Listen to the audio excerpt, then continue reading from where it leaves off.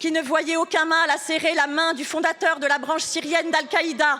Quand allez-vous enfin mettre un terme au soutien de votre diplomatie au califat islamique et sanguinaire de Syrie? Depuis le 4 mars dernier, la région de Latakia, bastion de la communauté alaouite, est la cible de raids djihadistes d'une rare sauvagerie. On déplore plusieurs milliers de victimes, dont des centaines de civils, et les images glacent le sang tant elles rappellent les exactions cruelles commises par le Hamas et par Daesh. Ces exactions sont les premières manifestations d'une politique d'épuration ethnique et religieuse contre les communautés alaouites et chrétiennes.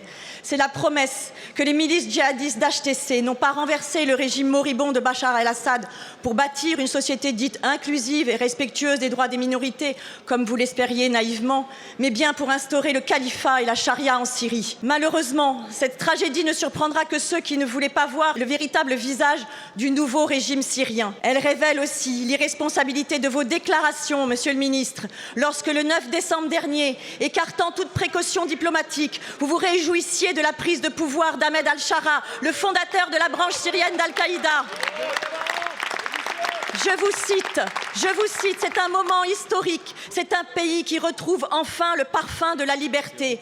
C'est le parfum du sang et de la mort qu'hument les Alaouites et les chrétiens aujourd'hui. Et ils savent désormais qu'ils ne pourront jamais compter sur la nouvelle armée syrienne pour protéger leurs enfants. Nous avons toutes et tous été choqués par les images insoutenables des exactions perpétrées ces derniers jours en Syrie. Maintenant, vous citez mes propos du 9 décembre dernier. Comment ne pas se réjouir, Madame la députée, de la chute d'un dictateur et d'un tyran qui a tué, assassiné 400 000 Syriennes et Syriens emprisonnés dans des geôles qui s'apparentent à des camps d'extermination. Maintenant, je vais vous le dire, la France condamne toutes les exactions contre les civils, quelles que soient les communautés auxquelles ils appartiennent, qu'ils aient été le fait de groupes affiliés au régime de Bachar al-Assad ou à des groupes terroristes qui se sont rendus responsables des exactions contre les communautés alaouites et chrétiennes ces derniers jours. Tous devront être jugés, tous devront être punis.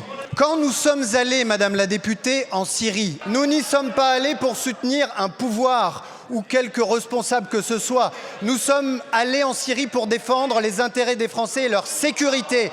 Sécurité contre le terrorisme, sécurité contre la prolifération des armes chimiques. Dès le départ, nous l'avons dit, aucun chèque en blanc. Nous jugerons sur les actes et toutes les mesures que nous avons prises l'ont été de manière proportionnée, de manière conditionnée et de manière réversible.